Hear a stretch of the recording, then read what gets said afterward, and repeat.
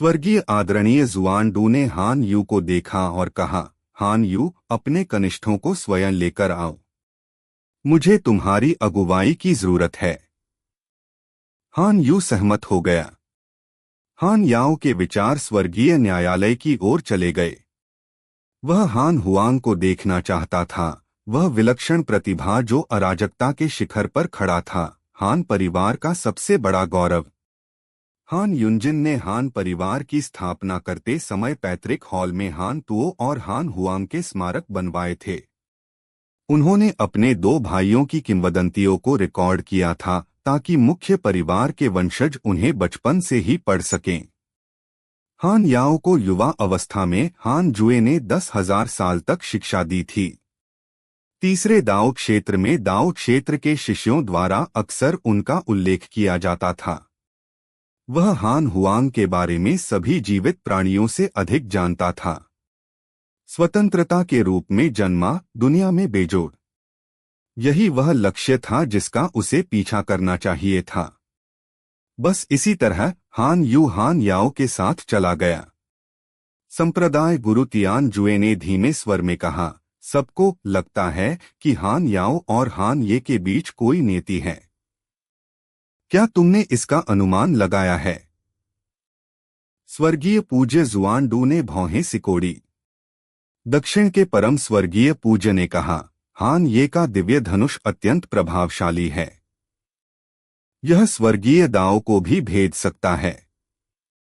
यदि भविष्य में वे दोनों पुराने दुश्मन बन गए तो क्या हान याओ वास्तव में हान ये का मुकाबला कर पाएगा?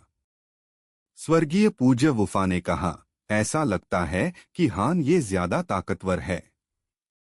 यह बच्चा दुश्मनों को मार गिराने पर ज्यादा ताकतवर हो जाता है। वह एक जानलेवा सितारा है जो दुनिया पर उतर आया है।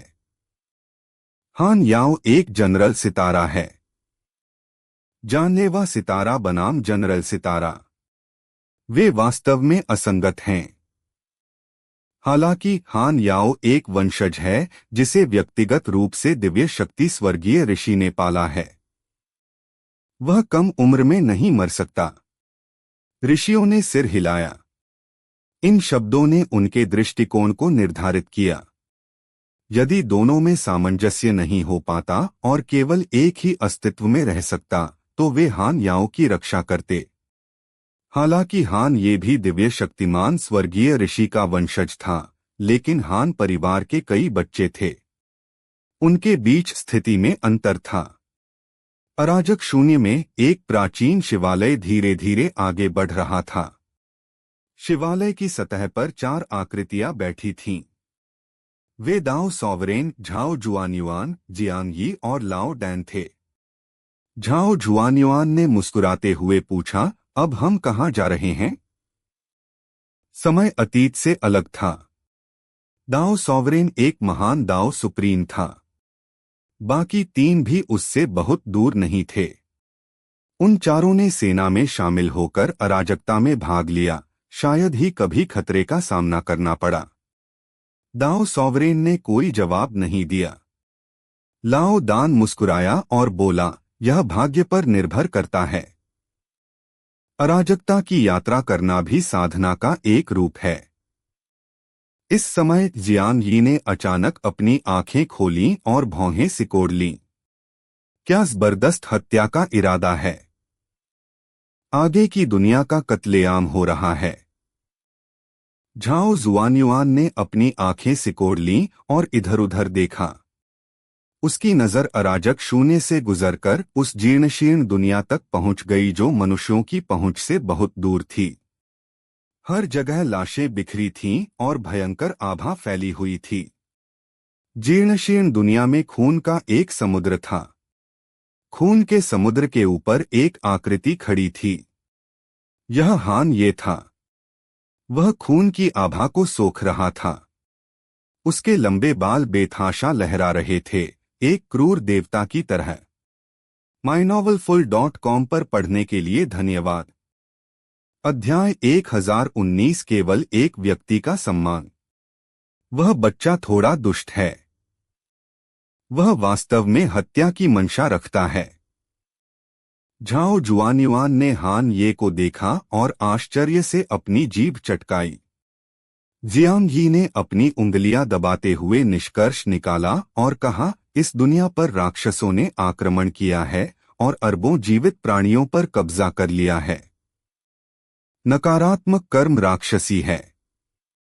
इस बच्चे द्वारा वध किया जाना स्वर्ग की ओर से न्याय लागू करने के रूप में माना जाता है। झाओ जुआनयुआन मुस्कुराया।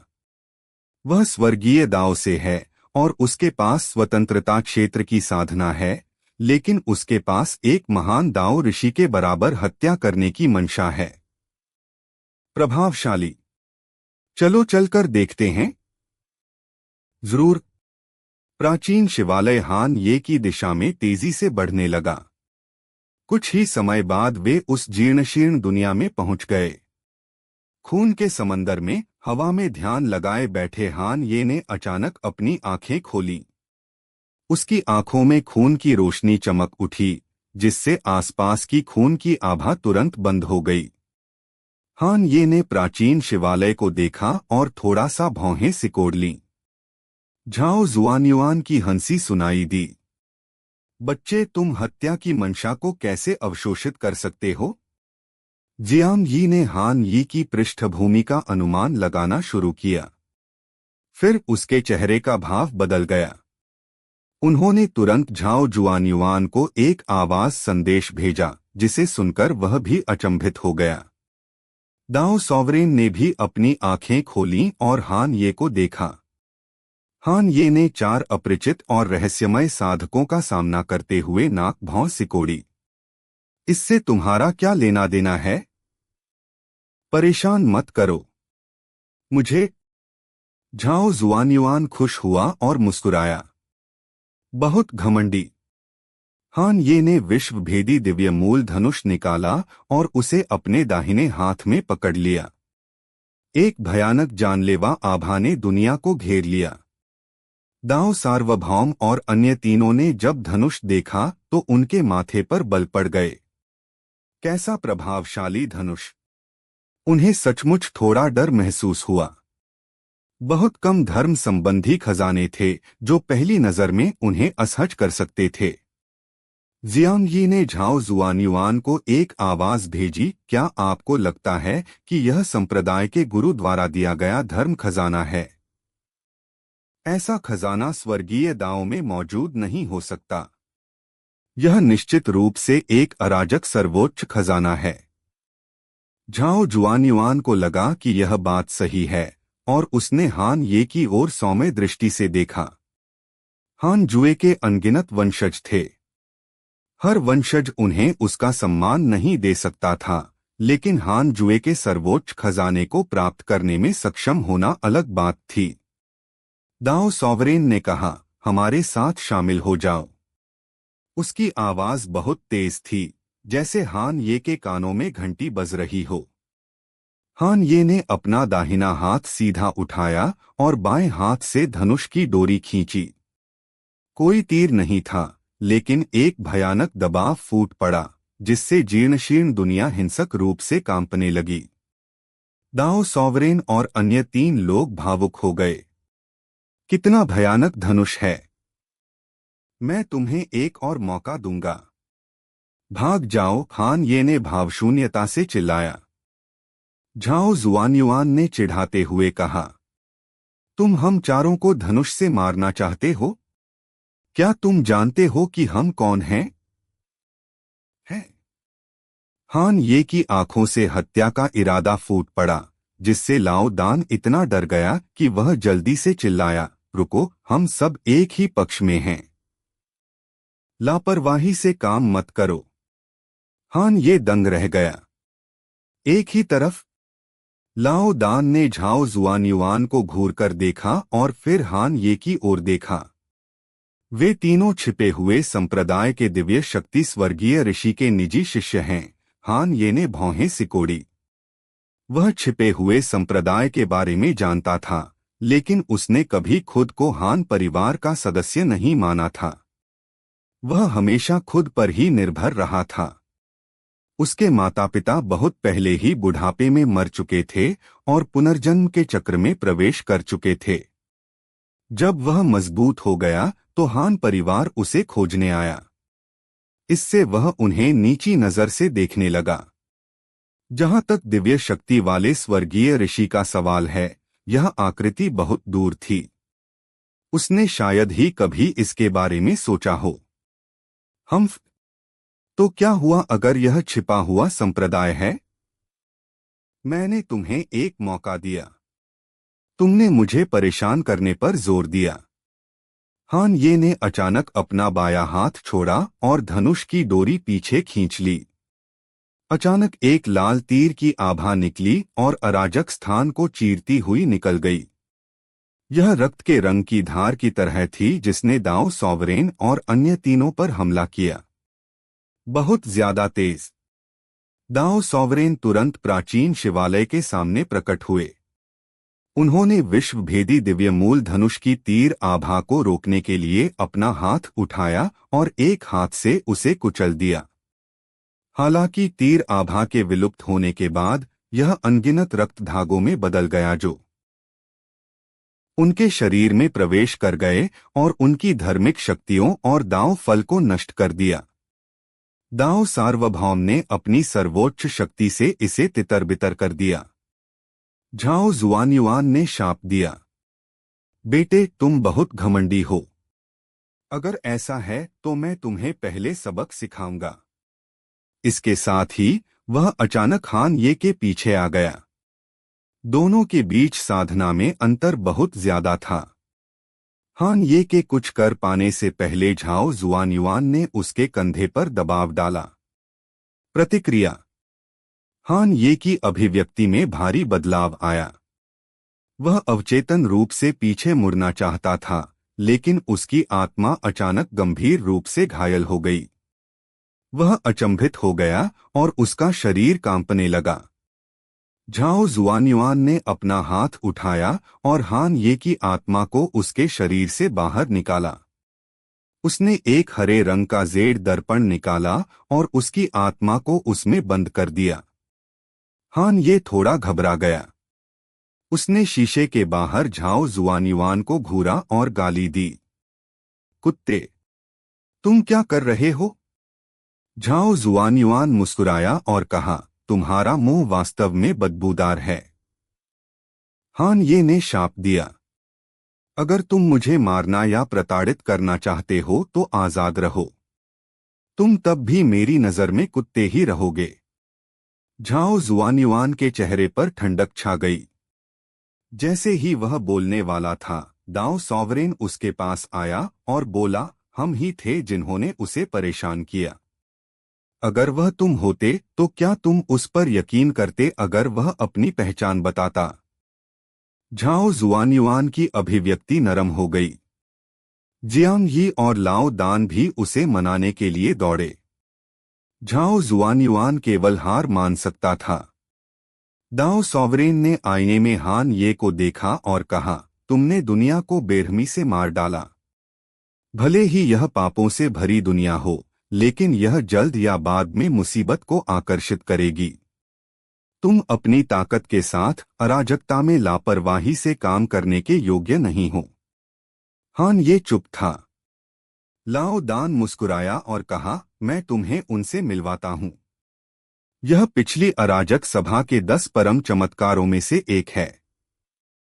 अब जब वह एक महान दाओ दिव्य आत्मा है तो उसके साथ तुम्हारा समर्थन, क्या यह तुम्हारी मदद नहीं करेगा? हान ये ने गुस्से में कहा, मैं हान ये इस जीवन में केवल 3 लोगों के सामने झुकूंगा। मेरे माता पिता पहले ही मर चुके हैं। मैं इस जीवन में केवल एक व्यक्ति का सम्मान करूंगा। मेरा अभिमान तोड़ने की कोशिश मत करो। दाओ सॉवरेन को बहुत खुशी हुई। झाओ जुआनयुआन और अन्य 2 भी बता सकते थे कि हान जुए ही वह व्यक्ति था। उस स्थिति में वे हान ये को धमका नहीं सकते थे। अन्यथा अगर हान जुए को पता चल जाता, उन्हें यह विश्वास करना पड़ा कि वह उनकी परवाह करता है। समय जल्दी बीत गया। हान जुए ने अपनी आंखें खोलीं, जिससे पता चला कि 5 लाख वर्ष बीत चुके हैं। दाओ निर्माता बनने के बाद उनकी साधना परम मूल दुनिया के विकास से निकटता से जुड़ी हुई थी। परम मूल दुनिया जितनी मजबूत थी, उनकी धार्मिक शक्तियां उतनी ही मजबूत होती गईं। पिछले 5 मिलियन वर्षों में परम मूल विश्व का बहुत विकास हुआ। अधिक से अधिक तारे पैदा हुए, जो एक आकाशगंगा में बदल गए और फिर एक विशाल विश्व में बदल गए। उसके मूल जीवन काल के वर्षों की संख्या उन दुनियाओं की संख्या के बराबर थी जिन्हें वह पाल सकता था। यहाँ की दुनिया स्वर्गीय दाओं के बराबर अस्तित्व वाली थी। यह दिखाने के लिए पर्याप्त था कि परम मूल दुनिया कितनी विशाल थी। वे अराजक शैतान प्रत्येक एक क्षेत्र की रक्षा करते थे। हान जुए की इच्छा के मार्गदर्शन में वे सृजन देवताओं के रूप में सेवा करने लगे, नियम और व्यवस्था स्थापित करने लगे और सभी प्रकार के चमत्कार करने लगे। परम मूल दुनिया के सहसंबद्ध जीवन रूप भी एक के बाद एक मंच पर चढ़ने लगे। संख्या अथाह थी, लेकिन वे अभी भी विशाल परम मूल दुनिया में बहुत दुर्लभ थे। सहसंबद्ध जीवन रूप शायद ही कभी बातचीत करते थे, मुख्यतः इसलिए क्योंकि उन्हें देखा नहीं जा सकता था। हान जुए ने अनुकरण परीक्षण शुरू किया और निराकार पारलौकिक देवता को चुनौती दी। 10 निराकार पारलौकिक देवता अब उसके लिए मारने के लिए पर्याप्त नहीं थे। उन्होंने 100 निराकार पारलौकिक देवताओं को सीधे चुनौती दी। विजय! हान जुए अचानक खुश हो गया। सौभाग्य से उसने कभी भी परम मूल दुनिया के अस्तित्व को उजागर नहीं किया था। उसकी महान दाव दुनिया को भी अराजक चेतना और निराकार पारलौकिक देवता की महान दाव दुनिया की तरह दबा दिया जाएगा। तब उसके लिए सुधार करना मुश्किल होगा। हान जुए ने अपने ईमेल चेक करना शुरू किया। वह यह देखना चाहता था कि पिछले 5 लाख वर्षों में कोई बदलाव हुआ है या नहीं। जल्द ही वह भौंचक्का रह गया। mynovelfull.com पर पढ़ने के लिए धन्यवाद। 000 रेडिट। नया अध्याय 1020 एक जन्मजात सम्राट का गौरव। आपके महान शिष्य हान याओ ने आपके अच्छे मित्र दुष्ट स्वर्गीय सम्राट से मार्गदर्शन प्राप्त किया और एक रहस्यमय शक्ति सीखी। आपके पुत्र हान हुआंग ने पारलौकिक महान दाओ विश्व में प्रवेश कर लिया है। आपके अच्छे मित्र दंड के परम देवता पारलौकिक महान दाओ विश्व में प्रवेश कर चुके हैं। आपके अच्छे मित्र एज्योर हेवन मिस्टिक ने एक महान दाओ रहस्यमय शक्ति को समझ लिया है। उसकी नियति बहुत बढ़ गई है। आपके बेटे हान तुओ को एक रहस्यमय अभिशाप ने श्राप दिया था। आपके शिष्य जियांग जुएशी ने एक रहस्यमय शक्ति का निर्माण किया। लाखों क्लोन पुनर्जन्म के चक्र में गिर गए। आपका अच्छा मित्र पंगु पारलौकिक महान दाओ विश्व में प्रवेश कर चुका है। पारलौकिक महान दाओ विश्व। हान जुए ने भौहें सिकोड़ी। क्या निराकार पारलौकिक देवता को दबाया नहीं गया था? महान दाओ दुनिया को क्यों उजागर किया गया? कोई योजना तो होनी ही चाहिए। अराजक सभा के समाप्त होने के बाद से ही नंबर 1 देवता को महान दाओ दिव्य आत्माओं द्वारा दबा दिया गया था और चेतनाहीन महान दाओ दुनिया पर विभिन्न अराजक शक्तियों द्वारा आक्रमण किया जाना शुरू हो गया था। चेतनाहीन महान दाओ दुनिया पहले से ही अराजकता की भविष्यवाणी से दूषित हो चुकी थी और 20 मिलियन से अधिक वर्षों के विकास के बाद विलय के कगार पर थी। क्या ऐसा हो सकता है कि 9वीं अराजकता अपने महान दाओ विश्व के साथ विलय करना चाहती थी, जबकि 2 दाओ निर्माता दमित थे? अगर उसका अनुमान सही था, तो 9वीं अराजकता बहुत क्रूर थी। इस कदम से 2 दाओ निर्माता की खेती एक प्रमुख क्षेत्र में गिर सकती है।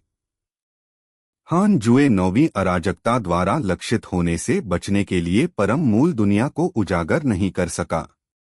वह ट्रांसेंडेंट ग्रेट दाओ वर्ल्ड में भी बहुत रुचि रखता था। इसलिए उसने एक क्लोन बनाया और उसकी जांच करने चला गया। जहां तक उसके मुख्य शरीर का प्रश्न है, उसके लिए दांव क्षेत्र में रहना बेहतर था। पिताजी, आप क्या सोच रहे हैं? हान लिंग की आवाज सुनाई दी। उसका स्वर थोड़ा उत्साहित था। हान जुए ने उसकी ओर देखा और समझ गया कि वह क्या सोच रही है। आओ। पिता और पुत्री ने सिमुलेशन परीक्षण में प्रवेश किया और अगले ही क्षण अपनी आंखें खोल दीं। हान लिंग ने आह भरी। यह अभी भी काम नहीं किया। उसने फिर ऊपर देखा और कहा, पिताजी, चुपचाप खड़े रहिए और मुझे लड़ने दीजिए। मेरी रहस्यमयी शक्ति को आजमाइए। हान जुए के पास सहमत होने के अलावा कोई विकल्प नहीं था। 1 घंटे बाद अनुकरण समाप्त हो गया। हान लिंग ने आह भरी। पिताजी, आप वास्तव में शक्तिशाली हैं। भले ही मेरे 10 लाख सम्राट सैनिक एक संरचना में इकट्ठा हो सकते हैं, लेकिन वे आपके वस्त्र के प्रतिबंध को नहीं तोड़ सकते। हान जुए मुस्कुराया। बकवास। मैं तुम्हारा पिता हूं। हान लिंग ने अपने होठों को मोड़ते हुए कहा, पिताजी, क्या आपको लगता है कि अगर मैं अराजक सभा में भाग लेता हूं तो मैं शाश्वत शिखर प्राप्त कर सकता हूं? ओह, तुम चाहते हो? मैंने अनुमान लगाया कि हान ये और हान याओ भी भाग लेने के लिए दृढ़ हैं, इसलिए मैं उनके साथ जाने में संकोच कर रहा हूं। हान जुए ने आंखें घुमाईं। क्या एक औरत को ऐसा ही होना चाहिए? उसने पाया था कि हान लिंग हान याओ और हान ये से नाखुश था। उसे उम्मीद नहीं थी कि यह लड़की वास्तव में उन्हें रोकने के लिए अराजक सभा में भाग लेना चाहेगी। हान लिंग ने अपना मुंह ढक लिया और हंस पड़ी। पिताजी, मैं आपको चिढ़ा रही हूं। मुझे पता है कि आप उन 2 बच्चों को बहुत प्यार करते हैं। मैं उन्हें क्यों दबाऊंगी? हान जू मुस्कुराया। तुम भी उनके पूर्वज हो। उनके साथ साथियों जैसा व्यवहार मत करो। अगर वे बड़े हो जाएं और भविष्य में तुम्हारी महत्वाकांक्षाएं बड़ी हों तो वे भी तुम्हारी मदद कर सकते हैं। आदि सम्राट स्टार का जन्म एक सम्राट के रूप में हुआ था। हान जू को हान लिंग की शक्ल देखकर धोखा नहीं होगा। यह लड़की आज्ञाकारी दिखती थी, लेकिन उसके दिल में हमेशा अहंकार रहता था। हान लिंग के विचारों का अनुमान लगाना वास्तव में बहुत आसान था। वह हमेशा हान जू को चुनौती क्यों देती थी? ऐसा इसलिए था क्योंकि वह उसे एक मानक के रूप में इस्तेमाल करती थी। जब तक वह उसे हराती रहेगी, वह अराजकता पर शासन करने में सक्षम होगी। हान लिंग ने जब यह सुना तो वह सोचने से खुद को रोक नहीं सकी। हान जू ने ईमेल पढ़ना जारी रखा। 5 लाख सालों में उसने कितने ईमेल जमा किए थे? हर ईमेल किसी के जीवन के एक टुकड़े के बराबर था। यह एक अवसर या आपदा हो सकता था। ईमेल पढ़ने के बाद भी हान लिंग सोच रहा था। वह उठ खड़ा हुआ और अपने दांव साथियों से मिलने चला गया। कई दशक बाद दूसरे दांव क्षेत्र में हान जुए दर्जनों अराजक दानवों के सामने बैठा था और दांव पर चर्चा कर रहा था। इतने सालों के बाद सभी अराजक फेंड सेलेस्टियल पहले से ही महान दांव ऋषि बन चुके थे। आधे से ज्यादा महान दांव सर्वोच्च क्षेत्र में पहुंच चुके थे। दूसरे दांव क्षेत्र की आत्मा क्यूई के साथ उनकी क्षमता इतनी भयानक थी। मुरोंग क्यू ने कहा, महाराज, हाल ही में मेरी आत्मा की गहराई में एक दुनिया का निर्माण हुआ है। यह दुनिया मेरी साधना से बहुत करीब से जुड़ी हुई है। ऐसा क्यों है? उसने अराजक सभा में दुनिया की शक्ति देखी थी। यह वास्तव में शक्तिशाली थी, लेकिन उस समय उसने सोचा कि यह एक रहस्यमय शक्ति थी। जब उसने एक दुनिया की खेती की, तभी उसे एहसास हुआ कि यह एक क्षेत्र था। हान जुए ने कहा, यदि आप महान दांव सर्वोच्च क्षेत्र से परे जाना चाहते हैं, तो आपको एक दुनिया बनानी होगी। पहले वह स्थान जहां अराजकता के 10 निरपेक्षों ने लड़ाई लड़ी थी, वह चेतना रहित महान दाव दुनिया थी। यह एक पारलौकिक अस्तित्व द्वारा बनाई गई दुनिया थी। ग्रेट लूज हेवन को झटका लगा। उस स्थिति में क्या यह हो सकता है कि अराजकता भी? हान जुए ने मुस्कुराकर सिर हिलाया। उसे दूसरे दाव क्षेत्र में 9वीं अराजकता द्वारा जासूसी किए जाने की चिंता नहीं करनी पड़ी। महान दाव दुनिया के रहस्यों के बारे में हान जुए ने भी इस अवसर का उपयोग अपने निजी शिष्यों को उनके सामने बताने के लिए करने की योजना बनाई। वे सभी विश्वसनीय सहयोगी थे। अराजक फेंड सेलेस्टियल की क्षमता बहुत मजबूत थी। अगर वह नेतृत्व नहीं करता तो वह अपने एकांत में ही इस कदम तक पहुंच सकता था।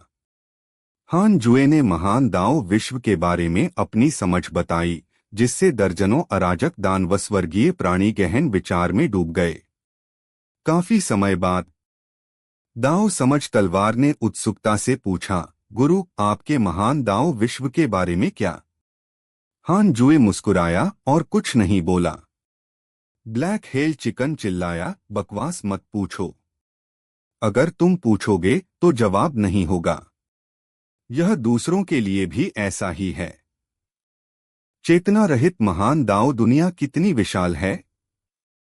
यह अराजकता के नीचे भी दबा हुआ है।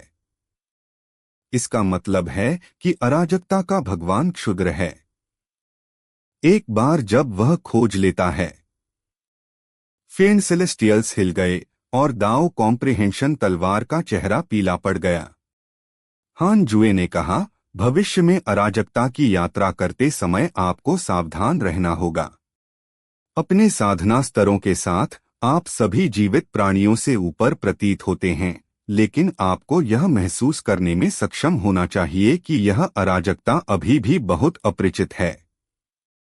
जितना अधिक आप खड़े होंगे, उतना ही आपको समझना चाहिए।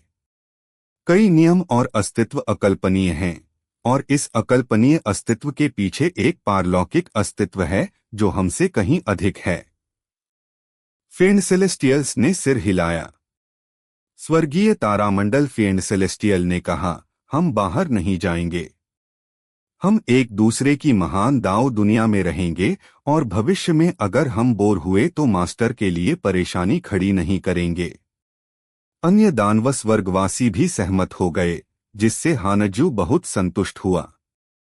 उन्हें महान दाव विश्व की खेती करने के लिए बहुत लंबे समय की आवश्यकता थी। कई वर्षों बाद हान जुए तीसरे दाव क्षेत्र में लौट आया और खेती जारी रखने के लिए तैयार हो गया। अचानक उसे तारों के ब्रह्मांड में हांग जुन का ख्याल आया। उसने अपनी नजरें एकाग्र की और देखा कि हांग जून अब सितारों के ब्रह्मांड में नहीं था। हालांकि लियू बेई अभी भी वहां थी। उसने हांग जून का अनुमान लगाना शुरू किया और पाया कि वह स्वतंत्रता प्राप्त करने के बाद चला गया था। अब वह अराजकता के एक कोने में दाव का प्रचार कर रहा था और अपनी शिक्षाओं का प्रसार कर रहा था। ऐसा लग रहा था जैसे वह दाव पूर्वज की वापसी की तैयारी कर रहा था। हान जुए ने आश्चर्य से अपनी जीभ चटकाई। दाव पूर्वज क्या चाहते थे? अब जबकि स्वर्गीय दाव और अराजकता शांतिपूर्ण थे, तो वह क्यों नहीं प्रकट हुआ? ऐसा लग रहा था कि दाव पूर्वज ने भी अपनी महान दाव दुनिया स्थापित कर ली थी और वह बहुत शक्तिशाली था। क्या उसे 9वीं अराजकता द्वारा खोजे जाने का डर था?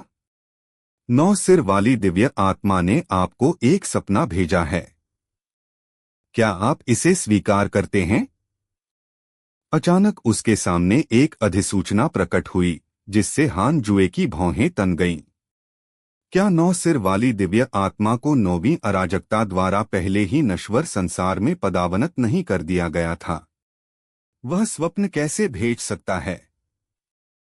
क्या ऐसा हो सकता है कि 20 लाख से अधिक वर्षों के बाद यह साथी पहले से ही बड़ा हो गया था? ऊपर हान जुए ने सपने को स्वीकार करने से पहले एक पल के लिए हिचकिचाहट दिखाई। सपना एक खाली क्षेत्र था। हान जुए ने 9 सिर वाली दिव्य आत्मा को सर्वोच्च नियमों के दिव्य प्रकाश में ढका हुआ देखा। जब दुश्मन मिले तो वे चुप हो गए। एक क्षण बाद 9 सिर वाली दिव्य आत्मा ने कहा, आदिम शैतान के प्रकट होने का समय आ गया है। mynovelfull.com पर पढ़ने के लिए धन्यवाद। 000 रेडिट नया